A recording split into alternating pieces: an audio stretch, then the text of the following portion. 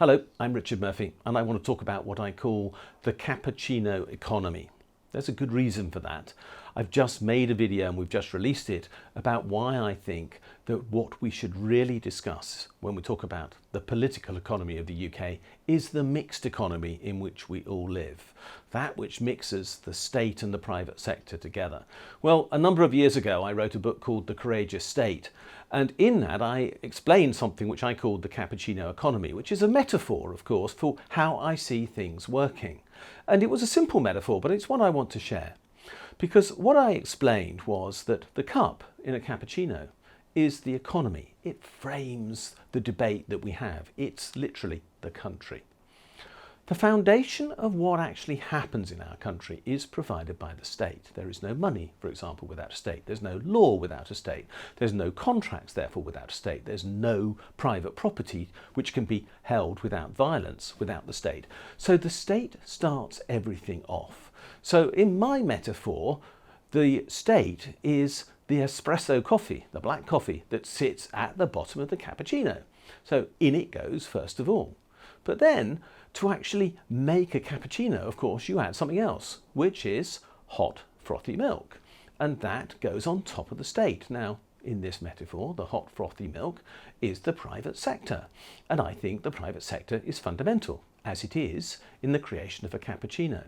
But when you ever order a cappuccino from a coffee shop, and sometimes I do for friends, I don't drink them myself, but if you do, then they always ask you, do you want grated chocolate or nutmeg on top?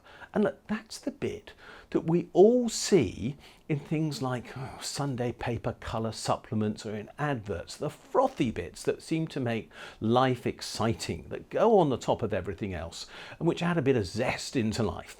Well, that's literally what that chocolate or that nutmeg is. And it's also one of the reasons why we think the private sector does everything that's exciting, because frankly, in many ways, it often does. It's the last bit, but it's the bit we notice, which of course is true in this case. But come and give the cappuccino to somebody to drink, and the first thing they do is, of course, either stir it because they're going to add some sugar, in which case those component parts have already completely merged one into the other, or simply they lift it to their lips and again, the whole thing becomes one mix. No one can drink the hot frothy milk separate from the coffee, separate from the chocolate or anything else inside the cappuccino. They are one product. Now that's how I see the mixed economy.